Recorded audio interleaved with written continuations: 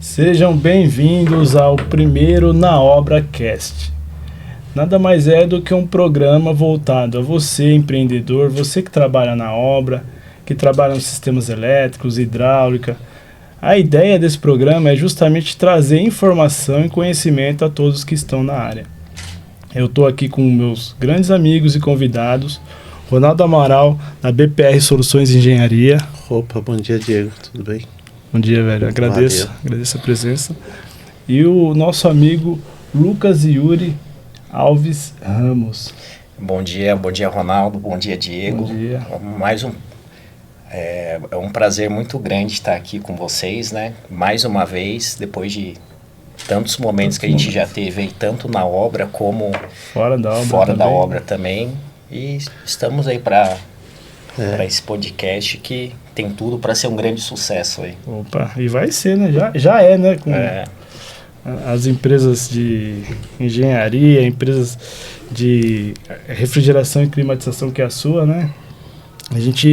Eu acho que a gente tem muito conhecimento, são muitos anos de experiência, não podemos desprezar isso. Nós não estamos aqui falando de algo que nós não conhecemos, nós estamos aqui com conhecimento de causa, né?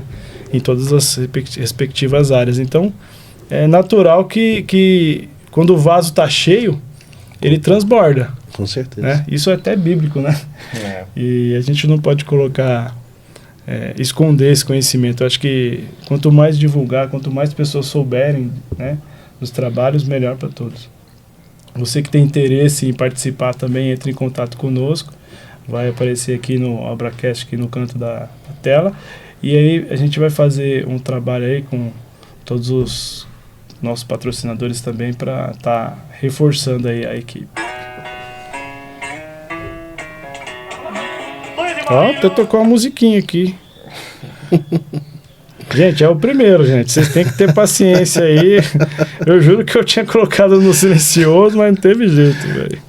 E é o Papi. Papi! E aí? Ronaldo, quer falar um pouco da sua empresa? Como começou? Como surgiu?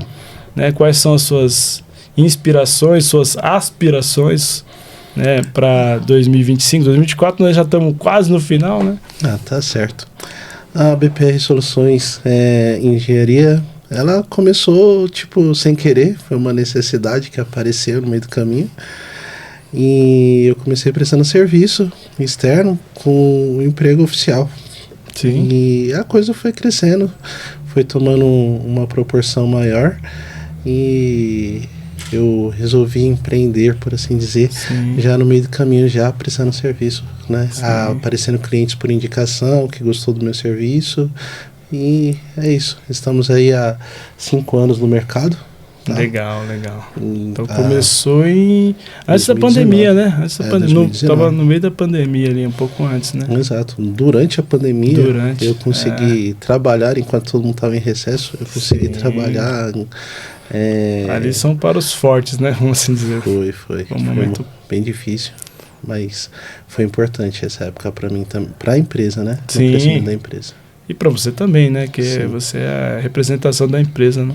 Exato. E aí a área de atuação, cabine primária, que você é especialista, que eu sei, e laudos também. Isso. Eu faço laudos, eu falo geralmente generalizando laudos elétricos, né? Mas eu fiz cursos, me especializei em SPDA, para quem não conhece, Sistema de Proteção contra Descargas Atmosféricas, né? Então, eu tenho uma especialização específica nesse sentido, também em manutenção de cabines primárias, né? Um termo genérico, né, para eletricidade em alta tensão. Sim. Tem muita gente que tem dúvida, né, de como funciona, o que é um SPDA, como funciona a cabine primária, né? Exato. E tudo isso a gente consegue dar consultoria também, né? Tanto a BPR como nós também, parcerias. E a ideia é que o SPDA, Sistema de Proteção de Descarga Atmosférica, a ideia é proteger uma edificação, seja residencial, comercial ou um condomínio, seja o que for, contra as descargas atmosféricas, ou seja, contra o raio. O vulgo é o nome popular, né? Para-raios. Para-raio, né? para-raio. Então, esse é o objetivo.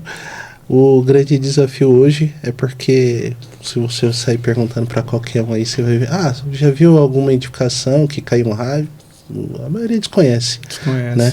Mas é aquela coisa, né? Na hora que acontecer, tá preparado, senão o prejuízo é muito grande, né? Sim. Então, a importância de ele estar de acordo com a norma, né?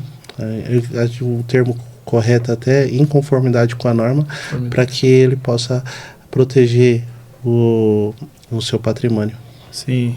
Norma 5419, né?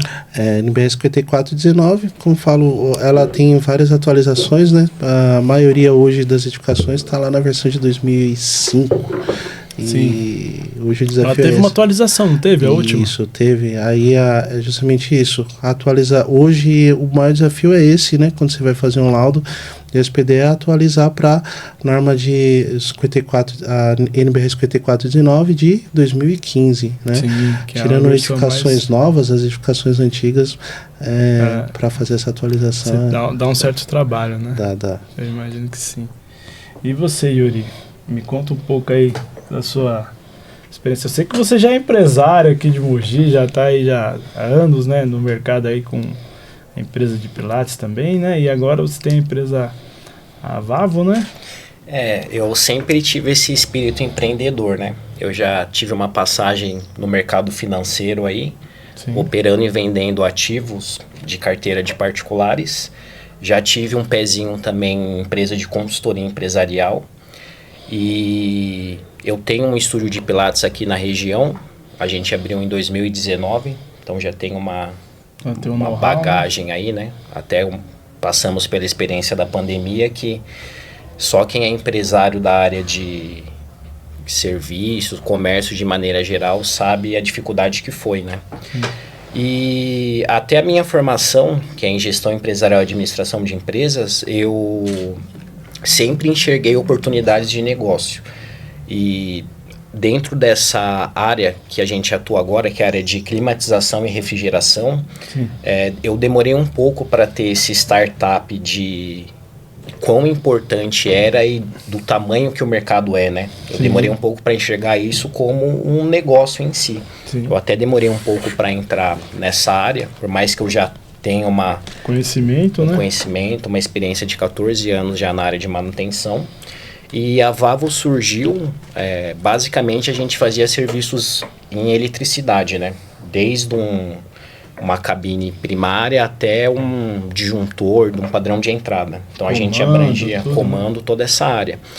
Conforme o tempo foi passando, eu enxerguei uma demanda de mercado, que era com relação à área de climatização. Sim, que é uma área bastante carente ainda. Bastante carente. Eu vi que essa demanda começou a aumentar até por conta dos painéis solares aí que estão ganhando força no Brasil, né? Sim. Hoje em dia, a maioria dos meus clientes que querem um ambiente climatizado é por conta dessa economia de energia que gera o painel solar, né? Sim.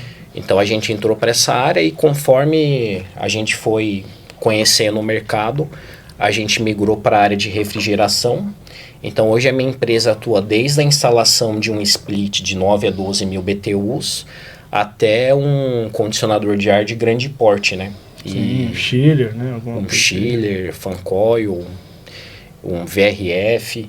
E a gente também entrou na área de refrigeração recentemente. Sim. Então, com relação à câmara fria, balcão de congelados, a gente atua nessa área também. Tanto instalação quanto manutenção. Instalação, em câmara fria a gente está trabalhando com projeto também, né? Projeto e venda de câmaras frias. Tem que ter, né? Às vezes as pessoas...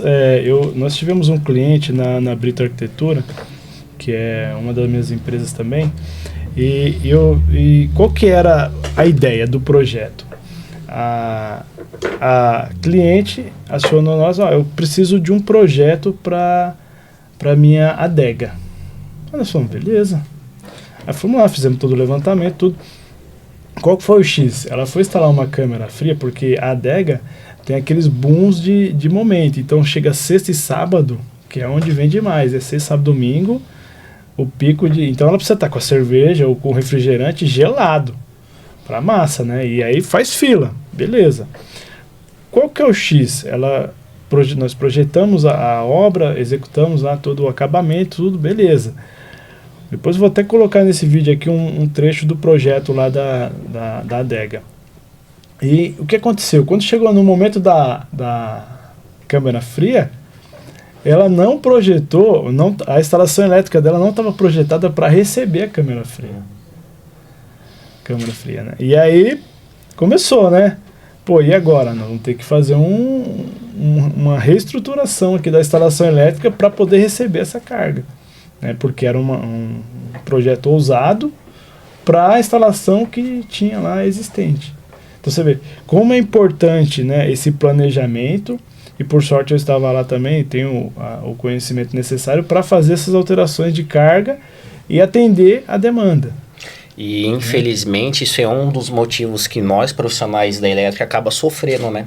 O cliente muitas vezes ele quer o mais barato, mas ele não vê a capacidade técnica de quem está executando. Então isso é algo até crítico, né? Porque você acaba colocando a vida da sua família em risco, né? Porque uma instalação mal projetada pode pegar fogo no imóvel, por aí vai. Achei interessante dentro do que o Diego falou, né? Assim, foi lá fazer um projeto da adega, né? Isso, o projeto da adega. Acho que hoje isso é uma coisa importante que não é cultural, né, do brasileiro. Sim. É justamente esse planejamento prévio. É fazer um projeto, né, que engloba tudo que vai ser necessário no ambiente, não importa se é uma residência, se é empresa, comércio, né? Porque aí depois, por exemplo, nesse caso aí, imagina se já tivesse tudo sido executado e depois vai preparar. Ia ter que quebrar tudo de novo, né? Imagina, você tem que passar infra nova. O custo é muito maior. E que é uma coisa que é o que eu vejo. Hoje o maior desafio é esse, é convencer os clientes a entender que o projeto ele é uma fase crucial, importante, né? E que não pode ser deixada de lado, né? De qualquer intenção que seja, né? Seja instalação elétrica, ar-condicionado, mesmo até para internet, que é coisa besta, né? O pessoal acha que vai vir pelo ar, né? Sim, não, é Wi-Fi, tudo é Wi-Fi. Elétrica, Wi-Fi, água, Wi-Fi, esgoto, Wi-Fi. Cara, você sabe que uma das minhas maiores dificuldades em relação aos grandes, até os médios, pequenos projetos, é colocar na cabeça do cliente que ele precisa de um projeto. O cliente ele tem uma ideia pronta de que, eu quero uma academia. Eu tenho um cliente num condomínio de alto padrão aqui, na região do Arujá, e aí o cliente chega, ele quer remover uma parede que tem função estrutural. Eu falei, tá, mas nós temos que fazer um projeto estrutural. Não, mas eu não quero projeto. Eu falei, cara, não tem a possibilidade de fazer isso sem um projeto estrutural. Nós precisamos calcular, vamos colocar uma viga aí, o que vai ser feito aqui? Nós precisamos garantir que esse telhado não vai cair na cabeça de ninguém. Aí você, sabe, então o síndico, ou o subsíndico, ou o gerente do condomínio, seja qual for, ele tem que ter esse nível de noção. E ele só não exige o projeto porque ele não conhece, não sabe os riscos que ele está correndo, inclusive civil e criminal. Se acontecer um acidente, ele também vai ser arrolado no processo e falar, olha, eu falei que tinha que ter um projeto. E aí, tanto é que esse tipo de obra eu não pego se não tiver o projeto, a garantia. Mas você sabe que é uma coisa que a gente fala de contradição, que é assim, por que a maioria das pessoas não querem um projeto? Porque querem economizar, certo? Sim, o que é totalmente o contrário, né? Já foi feito um cálculo, uma obra sem projeto ou com projeto errado, o desperdício pode chegar a 40% do custo. Sim. E quando você tem o projeto bem elaborado e ele for executado de acordo, esse prejuízo pode ficar entre 5% e 10%. Sim. Então, olha só a diferença de custo. E na verdade não é prejuízo, é investimento, né? Eu penso que é investimento. Não, quando eu falo do prejuízo, eu falo porque toda obra, às vezes acontece um prejuízo e tal, mas você minimiza o custo, então na verdade, como você falou, você está gerando economia, né? Sim. Eu mesmo passei por isso recentemente, estava até conversando com a minha esposa, Quando a gente comprou o apartamento, a gente foi nessa onda de pegar as fotos da internet e aplicar no meu imóvel. Cara, ficou ridículo. Ficou ridículo. Tanto é que a gente investiu uma grana, né, para reformar quando a gente se mudou. E recentemente agora a gente contratou um projeto para arquiteta que já tem essa visão mais técnica, né? Ou seja, a gente achou que estava economizando, mas não estava, porque olha o quanto de dinheiro que a gente não perdeu. Você já gastou? Eu já gastei. Detalhe, você já gastou, tem o transtorno que aquilo vai te causar, porque você vai ter que entrar numa nova obra. E tem um outro X, que é uma moeda que não tem preço, que é o tempo. Exatamente. Se tempo é dinheiro, o prejuízo é muito maior. Então, você imagina, você gastou, que seja 3 meses ali naquela execução, e aí você vai ter que gastar mais 3 meses para poder fazer aquilo acontecer. De novo. Então, cara, são prejuízos, assim, se você for calcular... E não só isso, né? A visão do arquiteto, igual, cito um exemplo lá, a gente estava fazendo um painel na sala, e se a gente não tivesse contratado um arquiteto, a gente teria feito de MDF. Sim. Mas aí a visão do arquiteto era tão crítica que ela falou, não, a gente pode fazer de drywall. Ou seja, a gente economizou 1/3 do valor que a gente ia gastar. Sim. E só aí já se pagou o arquiteto. Então, às vezes, as pessoas têm essa falsa visão que estão economizando, mas na verdade não estão, né? Na ideia do projeto, vou falar, por exemplo, o SPDA. A SPDA hoje, na verdade, o material elétrico hoje, ele é um custo muito grande na obra, né? E as pessoas querem economizar. Sim. E a falta de um projeto bem executado, né? Traz um custo, por exemplo, no para-raio, porque ele é dividido em 3 partes, né? Que é captação, parte de descida e o aterramento. Sim, a malha, se você faz o projeto corretamente, você consegue economizar, por exemplo, usando a estrutura da edificação para fazer esse escoamento da corrente. Sim. Quando ocorre a descarga atmosférica. Só que isso precisa ser feito com cálculo, com projeto, né? Sim. E a maioria das pessoas hoje só chega lá e fala, não, eu preciso porque o AVCB lá está exigindo que você tenha um laudo. Mas não está em conformidade. Não, mas quanto que é? Quanto que é o seu laudo aqui? Resolve para mim. Eles querem que você coloque um laudo que atenda a situação, né? E mesmo que esse laudo não tenha assim, uma garantia, eles querem que você entregue um laudo. E tem profissionais, infelizmente, que faz isso, né? Mesmo não estando regular. Né? E é o que eu falo, o impacto do se fazer o projeto corretamente, se aproveitar a estrutura para fazer a parte da descida, né? Você economiza 40% num sistema aí que hoje, em custo de material, chega a 20, 30, 40 mil reais. Sim, aí você pensa, você até mais, né? Economizar 40% é muito dinheiro, né? Muito. Tudo parte do quê? De um projeto. Um projeto bem executado. E é até engraçado essa questão de projeto, que quando eu estava me especializando na área de climatização, o professor que estava ministrando o curso, ele contou até um caso que tinha uma empresa que ela foi executar um projeto de climatização numa igreja. Para falar em termos de valores, na época esse projeto custava entre 200 e 400 mil reais, o valor do projeto. Sim. Só que aí os responsáveis lá pela igreja acharam caro e tudo mais, contrataram uma empresa para executar sem projeto. Sim. Aí eles gastaram, se não me engano, foi 200 mil reais na execução dessa obra, né? E chegou na hora do culto, quem disse que climatizava o ambiente? Não climatizava. Não climatizava. Porque não foi calculado. Aí imagine o transtorno. Os dirigentes tiveram que entrar com um processo para reaver o dinheiro de volta, né?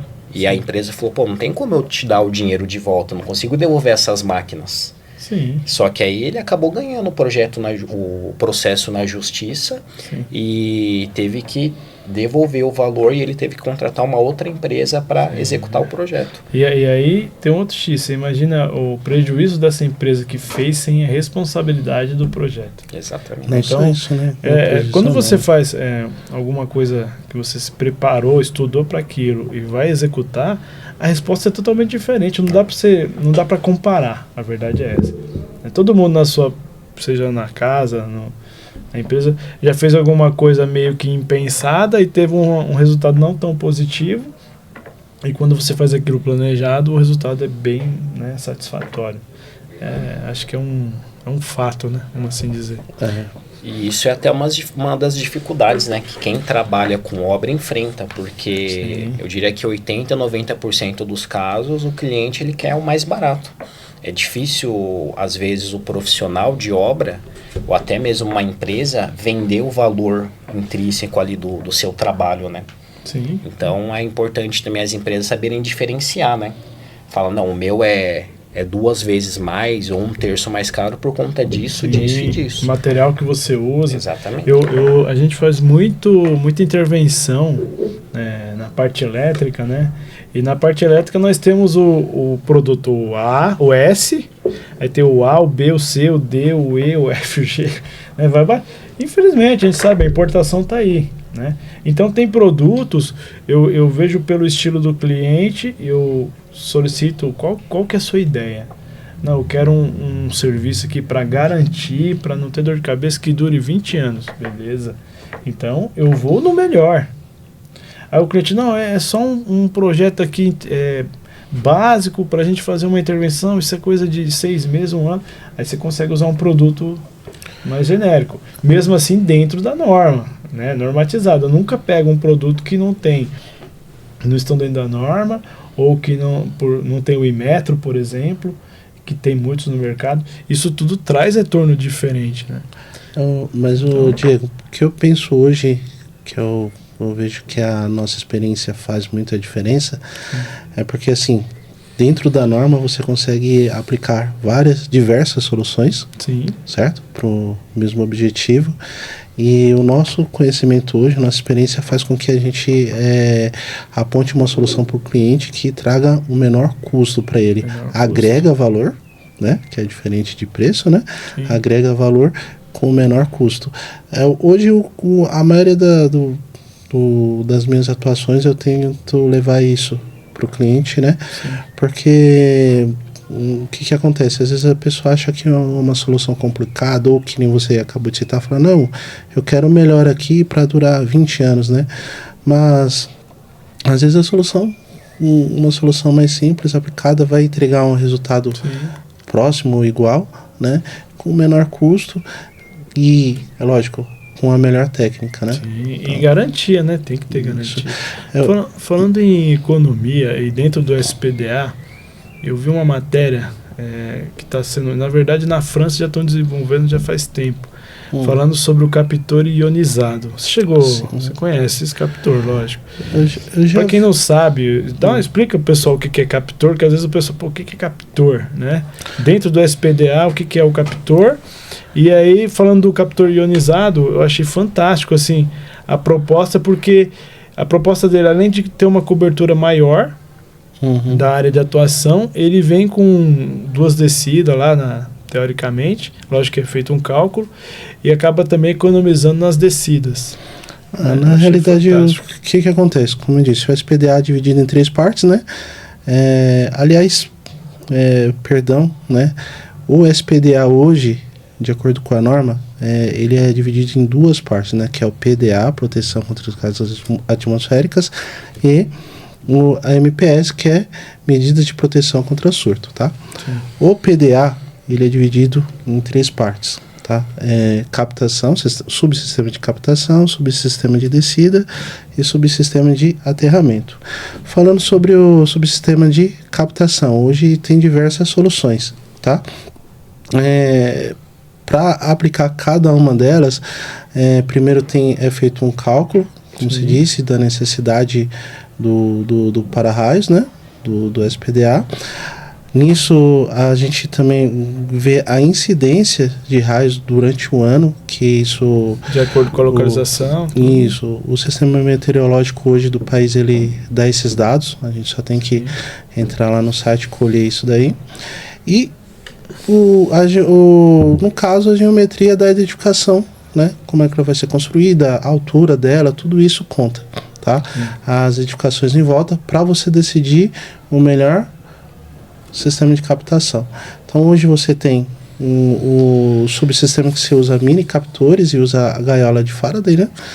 Sim, acho que é o mais conhecido, né? É o mais usado porque é menor custo, tá? mas você também consegue aplicar sobre o sistema que você vai usar um mastro de captação, né? A ideia dele é, de acordo com a altura, ele vai ter um raio de proteção.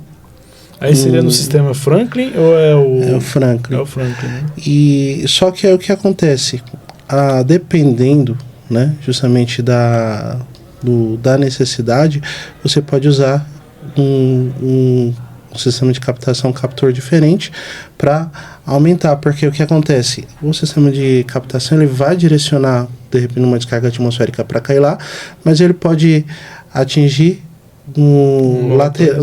na lateral da edificação e trazer algum tipo de dano, em vez de atingir diretamente no subsistema de captação. Então tem essa solução do captor ionizado, que ele vai aumentar, na verdade ele vai fazer o quê? Vai aumentar a atratividade, né? Sim. Porque a descarga atmosférica nada é do que a ionização, né, da atmosfera e tal. Os que vai fazer positivos, negativos, isso. Né? Eu achei fantástico essa tecnologia, porque no estudo lá, na França, eles usavam um captor radioativo, né? E aí tinha vários problemas, né? Já foi... Radioatividade, pô. E aí em 86, isso parou em 84, em 86 surgiu o captor ionizado.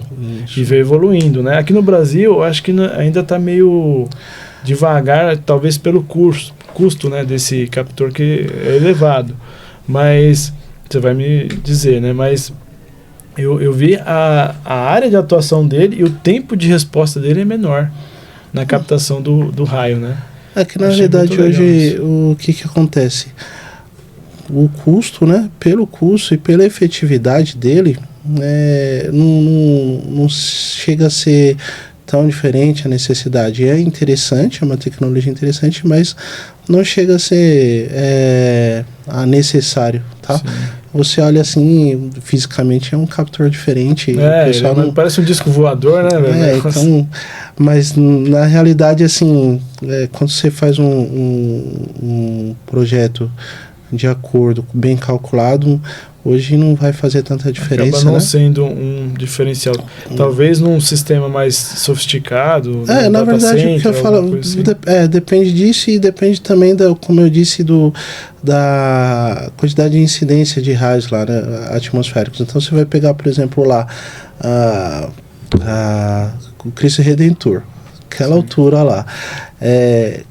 Pode acreditar que a descarga atmosférica ela traz danos às estruturas, lógico, tá? Então, tipo assim, então ali você vai pegar e vai fazer tem que ser o melhor, né? Isso, tal. Agora você tá pegando aqui um prédio aqui que tá cercado de outros prédios, ele tá com a altura de lá 20 metros de altura, a incidência é baixa, não vale o investimento, teoricamente, né? A menos que aquela edificação exija algo mais rebuscado, vamos assim dizer. Hoje, na realidade, assim, a alma do sistema, né, de proteção o aterramento bem feito, tá? Que isso precisa ser feito antes da construção, precisa ser feita uma análise do solo para ver a capacidade de escoamento da corrente, tá? Então, é uma corrente altíssima, que se você não tiver um escoamento bom, né, hoje com escoamento bom, 50% dessa corrente ela pode voltar. Tá? Por isso que é preciso também ter a MPS, que é constantemente ignorado. Né? Que é o protetor de surto, né? Isso. Tá falando dos DPS da vida aí. Principalmente eles, né? Mas eles têm vários níveis também. Sim. Tá? E esses são constantemente ignorados. E o que acontece? Como parte dessa a impedância, né, natural lá, parte dessa corrente volta. Aí, né, se a pessoa não tem o DPS... ocorre queima de aparelho, tudo. Então, assim, é um conjunto, tá? A captação, ela é importante, mas eu diria que o mais importante um sistema de aterramento bem executado. E quando eu falo bem executado, não é pegar o equipamento e medir lá e falar, a norma sugere abaixo de 10 ohms, né? Dizer, tá abaixo de 10 ohms, tá ok. Não é só isso, é um conjunto. Para quem não sabe, o DPS, dispositivo de proteção contra surto, né, ele vem justamente para fazer o escoamento dessa tensão transitória aí que dá um pico, seja durante o raio, ou seja, até numa tensão que vem da própria rede, que dá um pico lá, ele drena para a terra, né? Seria chamado corrente de retorno, na verdade, né? Tem a descarga, mas essa corrente de retorno, ela pode... vou falar um exemplo de que houve uma descarga de alta tensão numa estrutura metálica e por indução, essa corrente foi, apesar de estar toda aterrada, mesmo assim por indução ela entrou nos cabos elétricos, né? Sim. E que houve queimas de equipamentos, né? O DPS ele vai funcionar 100%? Não, mas ele é um filtro. É um filtro, ele vai absorver parte e ele vai fazer a função dele lá. Sim. Pode ser que proteja, que vai haver... Pode ser que haja queima de equipamento? Pode sim, mas ele vai fazer a função dele, que é absorver parte dessa corrente, grande parte dela, que são milissegundos, né? Sim, então, por milissegundos, mas são milhões de volts, né? Então, que dá o pico. Eu tive uma experiência numa gráfica, e olha que interessante, cara, essa gráfica a gente tem uma história lá. O meu pai era gráfico, né? E ele trabalhou nessa gráfica. Aí meu irmão, depois de muito tempo, meu irmão fez um curso de arte gráfica, trabalhou também como estagiário nessa gráfica, saiu, foi em outra área, e eu fui chamado lá para prestar um serviço, eu nem sabia. Aí eu conversando com eles, lá no Cambuci, essa gráfica. Ele falou, tem um senhor assim, sabe? Aí ele, conheço ele e tal. Aí começou, né? E ele tinha um apelido lá que eu não posso falar, mas eu não quero me comprometer. Mas o fato é que, qual que era o problema dele? Ele tinha uns inversores lá da impressora, e cada inversor era R$4.000. E era 2 inversores cada impressora. E volta e meia dava uma descarga atmosférica, via pela rede, e o inversor era o supressor transiente dele. Ou seja, vivia queimando os inversores. É caro, pô. E aí ele levava para manutenção, às vezes não dava manutenção, quando dava ficava 2.000, 3.000. Aí ele me chamou. Aí eu comecei a analisar a instalação dele e eu vi que ele não tinha DPS, né? Nem IDR ele tinha nas instalações, estava totalmente irregular. Aí eu fiz um sistema para colocar um contador principal, coloquei os DPS, né? E um monitor de tensão trifásico, aquele CLP-T, né? Que ele é o mais completo, ele pega a inversão de fase, subtensão, ele pega... temporizado, ele é completão. Coloquei na instalação. E aí toda vez que a tensão subia além do desejado, saía o circuito e os raios também eram drenados pelos DPS. Beleza. Aí um dia ele me chama, isso passou 1 ano e meio, eu fiz a instalação decente, beleza, aí ele me chama. E aí tá, não, porque deu problema aqui, parece que não resolveu. Eu falei, como não resolveu? Aí fui olhar o quadro, o DPS dele tava torrado. Eu falei, então, isso aqui é um equipamento destrutivo. Quando ele dá pau, você tem que trocar, não dá para você manter ele. E era rígido, é muito claro, né?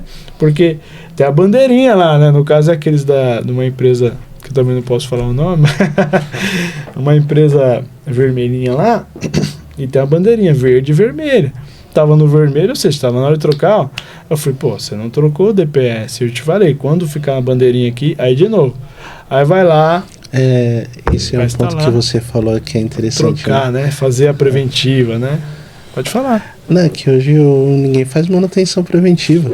Exatamente. A manutenção preventiva é assim, ó, é você olhar o sistema, às vezes você só precisa olhar, tá? Se ele tivesse olhado... Sim, mas é que eles não... Então, uma vez que não se tem um conhecimento técnico, então contrata um profissional para fazer uma vistoria uma vez por ano, né? Pelo menos. Quanto custou? Depois que você voltou, quanto custou? A ida para lá, você fala Não, quanto que você, sei lá, cobrou de mão de obra para ele falar, não tá funcionando, queimou de novo, quanto deve custou? Ter dado 10% do que ele gastou da primeira vez, sabe? É um valor... Mas ele teve que queimou o aparelho de novo, o inversor. Sim, não, aí queimou um equipamento lá, porque o DPS já não estava fazendo a função dele. Por sorte não era esse inversor de 4.000, mas aí ele gastou, sei lá, R$800 para resolver o problema. Pela segunda vez, né, vamos assim dizer, e o que ele teria gastado em um inversor era R$4.000, mas isso todo ano estava queimando então, várias vezes. Porque você para e pensa assim, se ele faz só a manutenção preventiva e que, como uma visita periódica lá, se fosse custar R$500 para ele que seja, né? Muito barato. Não tinha o problema, a gente fala em dinheiro, né? Custou o R$800 lá, mas e o tempo do equipamento parado que deixou de produzir? Podia ter queimado inversor e que também ia trazer prejuízo. Né? É lucro cessante, né? Você começa... E essa questão de manutenção preventiva é interessante, que eu tive um caso recente.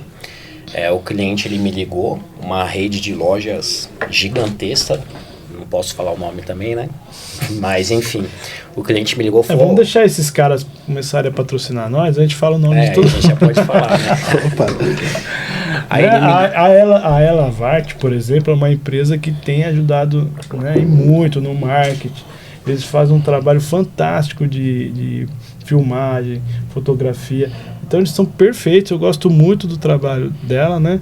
A Thaís é fantástica, depois a gente vai subir o link dela aí, o Instagram e tudo mais. O que eu tenho é só agradecer mesmo e tudo que tem feito pela parceria aí. E já estamos linkando aqui outras parcerias. Eu mesmo já vou contratar, gostei muito do trabalho dela e com certeza vou recomendar aí para outras pessoas também. Sim.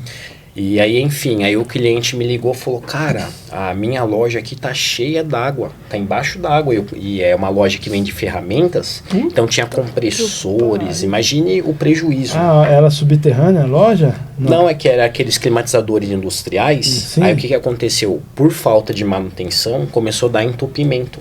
Puta. E começou a entrar água no meio da loja desse cliente, né? Por falta de manutenção preventiva. Ou seja, se ele fizesse a manutenção preventiva, ele iria gastar menos da metade do que a minha empresa cobrou para ir resolver esse problema para ele. Porque por falta de preventiva, né? E por conta de ser um serviço emergencial, o valor é outro, né? Eu tive que desmobilizar toda a equipe para ir lá, poder atender ele. Então, fora de hora, hora custo, extra, né? Tudo, né? Não tem jeito. E essa parte de climatização e refrigeração é uma área que o cliente já não consegue fugir muito da manutenção preventiva. Não dá. Porque se fugir vai dar pau. Vai uma hora ou outra vai dar pau. Não, vai dar pau. É um ano, vai dar pau. E o transtorno é muito maior, né? Vai dar pau. E outra, e aí você está falando do custo da sua empresa, que tem que ser considerado, porque por ser uma emergência, uma corretiva, fica mais caro. O prejuízo provavelmente do equipamento é maior, porque se ele tivesse feito a preventiva, você vinha trocando as peças aos poucos. Exatamente. Uma vez que você chegar lá e tem que fazer uma geral, você vai trocar tudo que é necessário, ou seja, o custo é maior de uma vez e tem o custo dos equipamentos dele que ele perdeu, seja de escritório, seja de ferramental, tudo isso tem que ser considerado. Aí você vai ver no final das contas, era muito mais barato ele fazer uma preventiva. Exatamente. Uma coisa que aconteceu ontem, quando você falou de manutenção preventiva, um restaurante, aliás, eu posso falar, ele fica ali na Vila Maria, o The Beefs, um restaurante muito bom. Parceiro de vocês, o The Beefs. O The Beefs, libera aí um churrasquinho pra nós aí, The Beefs. A gente vai fazer um podcast lá. Elevart, BPR Soluções, Vavo, Ana Brita Arquitetura, que é um parceiro nosso também, e na Obra Cast. Separa aí uma mesa aí, pelo menos umas 25 pessoas aí, que nós estamos aí, The Beef, presta atenção. Mas olha só, eu nem estou fazendo muito manutenção elétrica, mas ele me ligou, falou, cara, não tá funcionando nada aqui, e ele abriu o restaurante. Ele abriu o restaurante. A geladeira, nada tá funcionando. Aí eu, onde tá o seu painel? De disjuntor, seu quadro de disjuntor. Aí na hora que eu abri, o cabo torrado. Nossa. Né? Aí você olha lá, é o quê? É uma falta de manutenção preventiva, né? Qual foi o prejuízo dele? Ali, quando a gente fala o prejuízo direto lá, material, R$360 lá de material baixo, né? Só que ele não abriu o restaurante na hora do almoço. Puta, ele abriu só à tarde. Então, assim, pare e pensa. Que é o horário mais... aí você imagine, é a sua imagem, no caso dele, é a imagem, não abriu na hora do almoço, como assim um restaurante na hora do almoço tem que abrir, velho?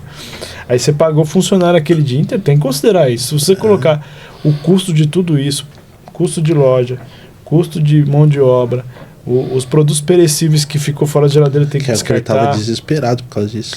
E aí você começa a colocar todo esse custo aí, às vezes um reaperto, cara, que um profissional da elétrica ia cobrar lá R$300 numa intervenção, fazer uma geral, num quadro, né? De repente já pensar em trocar o cabo se ele tivesse...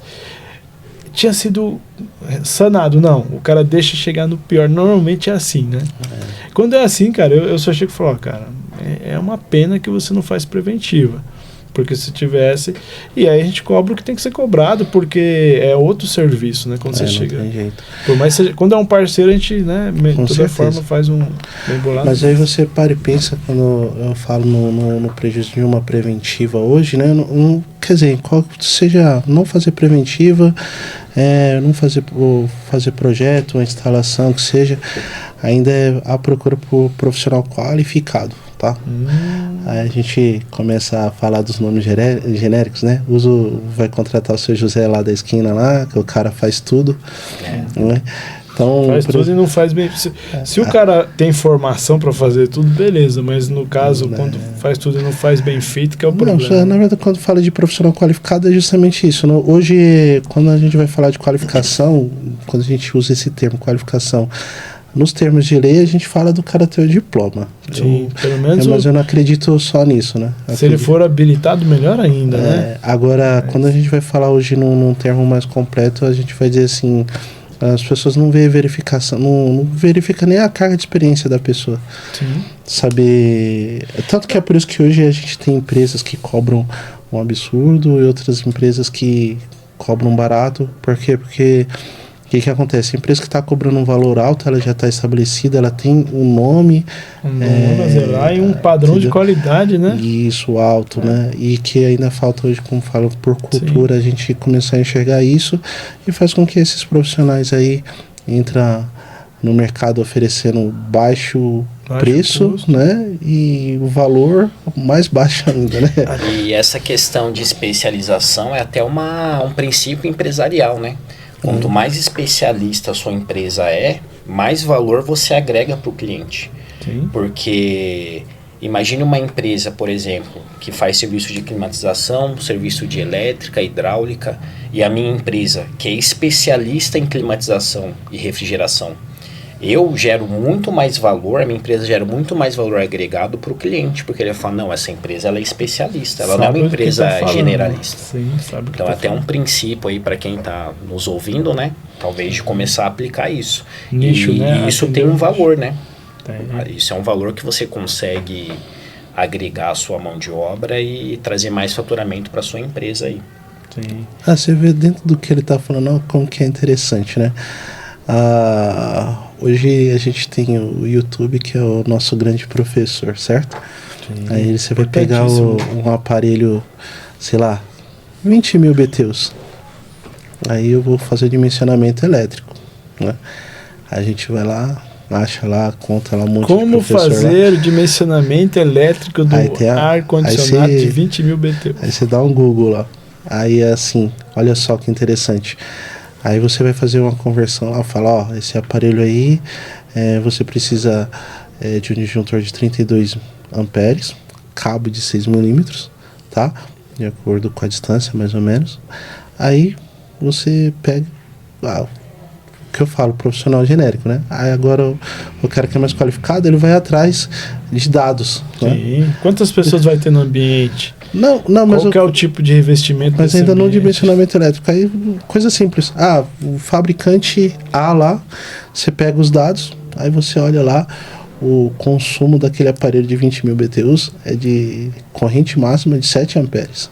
Sim. Aí você para assim, ao que você pensa, a diferença. Você dimensionou um disjuntor de 32 amperes, cabo de 6 milímetros. Para ter noção do metro, do custo do metro do cabo hoje, você pode olhar lá que você vai colocar cabo de 2,5 milímetros com um disjuntor lá, sei lá, de 16 amperes, 20 aí, critério de cada um, né?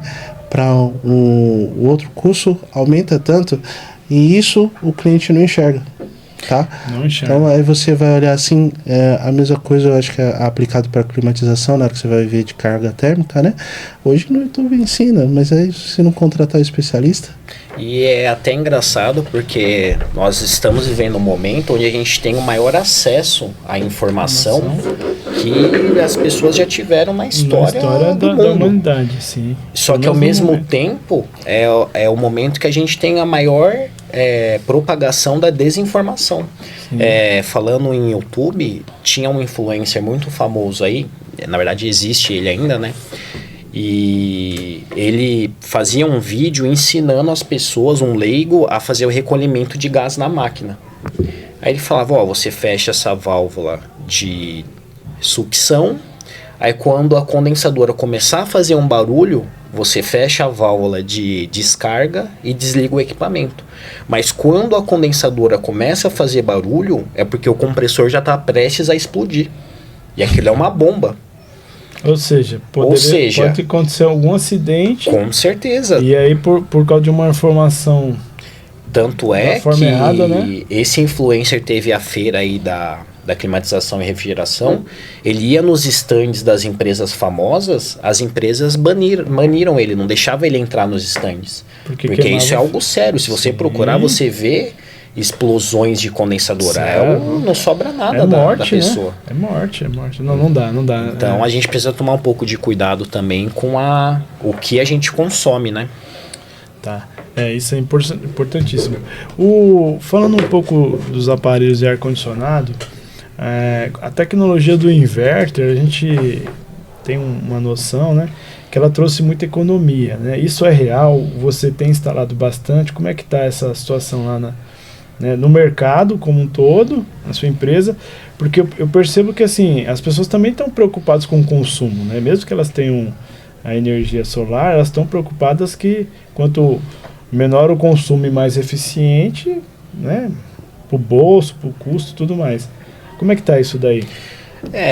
Os inverters, eles vieram para ficar, né? Tanto é que existe um programa aí do governo federal que daqui nos próximos anos, não me lembro bem se é daqui 5 ou 6 anos, só vai ter equipamento inverter no mercado.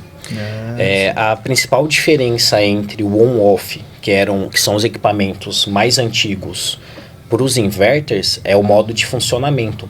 Então, o mais tradicional, como ele funciona? Você ajusta lá o setup da temperatura para 20 graus. Quando o ambiente chega a 20 graus, o compressor desliga, e quando a temperatura começa a subir, ele liga novamente para compensar essa diferença de temperatura. 100%. E quando ele liga, é aí que vem aquele pico de energia e o resultado é na fatura de energia, né? Sim. Já a tecnologia inverter, ela já é diferente. Quando existe essa variação de temperatura ambiente, o compressor ele não desliga, ele só diminui a sua rotação. Sim. E quando existe esse desequilíbrio na temperatura, ele só aumenta a rotação, ou seja, você não tem aquele pico de energia. Sim. E isso reflete na economia da sua energia, né? Ou seja, ele não sai da inércia, né? Ele mantém marcha lenta, mas mantendo a temperatura e não deixa que... Não há necessidade de fazer uma elevação dessa velocidade do motor, vamos assim dizer, para poder compensar a diferença de temperatura, porque ele já mantém a temperatura, né? Na verdade, ele aumenta a rotação. Sim. Só que o que acontece? O maior consumo ele vem por conta da inércia do compressor. Sim. Quando você tira ele da inércia, que vem aquele pico de energia e isso reflete na sua conta, né? Com a tecnologia inverter, não. Ele diminui a velocidade de rotação e para compensar ele só acelera. Então você não tem aquele pico de energia, né? É uma tendência, então, veio para ficar mesmo. Eu sei porque, assim, eu tenho amigos, a gente já instalou também, todo mundo quer o inverter, né? A verdade é essa. Sim, dá uma agora, economia, né? Mas a gente sabe que o inverter é um pouco mais caro do que o on-off, né? E aí, às vezes a pessoa está pensando só em grana, mas quando ela começa a pensar em grana na hora da aquisição, mas quando ela começa a ver o custo de consumo, é muito preferível o equipamento, né? Em pouco tempo se paga, né? Se você for colocar na balança essa questão de economia de energia, e a área de climatização, além do consumo de energia, que é uma preocupação mundial, tem também com relação aos fluidos utilizados. Sim. Por quê? Porque os fluidos eles são prejudiciais à camada de ozônio, né? Geram efeito estufa e por aí vai. As máquinas antigas, inclusive a do tipo on-off, elas usavam fluido R22. Sim. Aí do R22 foi substituído por o 410A e agora as máquinas novas estão vindo com o R32, ou seja, está diminuindo esse efeito nocivo ao planeta, né? Então existe essa preocupação também. de adequar os fluidos para... Em termos de porcentagem, você consegue precisar o quanto que o inverter é mais econômico no quesito conta de energia, né? No consumo de energia, e quantos por cento o inverter é mais econômico do que o on-off? Chega, dependendo do fabricante, chega a 60%, 70% aí de economia. É muita coisa. E é claro, né? Igual o Ronaldo citou, a gente precisa levar em consideração a carga térmica do ambiente. Porque hoje é muito comum, a minha empresa ela recebe pedidos do que o cliente ele já tem a máquina e só quer que a gente instale. Sim. Mas muitas das vezes esse cálculo que você vê aí no Google, em YouTube, está errado, não atende. Então o que acontece? Em vez da máquina ser econômica, ela vai consumir mais. Por quê? Porque ela não foi projetada para aquele ambiente. Então, em vez do compressor, uma máquina, por exemplo, inverter, diminuir a rotação, ele vai estar sempre trabalhando porque ele não vai conseguir equilibrar a temperatura térmica daquele ambiente. Né? Foge da ideia, né? Porque dentro ele falou do aparelho on-off lá que... o que acontece? Ele está sempre na potência máxima, só que a tecnologia do inverter ainda tem uma outra coisa que agrega, que ela demanda menor potência elétrica do que dos aparelhos antigos. Então a economia não é só por causa do funcionamento, mas por causa da potência também, né? Então, aí que ele falou, se não faz um projeto, aí o aparelho ficar funcionando 24 horas lá, mesmo que ele economia, não vai se traduzir em economia na conta de energia por falta de projeto. E aí entra também a importância da manutenção preventiva, né? Porque um sistema de climatização que não está com a sua manutenção em dia, por conta da sujeira, ele acaba consumindo mais, porque ele não vai conseguir atingir aquela temperatura, né? Então isso vai refletir no bolso do cliente no final do mês, na conta de energia. Ou seja, na verdade, o cliente consciente, ele sempre vai optar pelo inverter agora, porque não faz sentido nenhum ele pegar um equipamento que é um pouco mais barato, mas que em pouco tempo ele fica mais caro que o inverter. A verdade Exatamente. É essa, né? Eu vou pedir um break aí pro pessoal, pra gente... Tá vindo no segundo bloco, tá vindo um outro convidado conosco aí, é o DB Corporation, o Bazella, amigo nosso aqui. E vocês vão conhecer figuraça e a gente volta já já. Agradeço.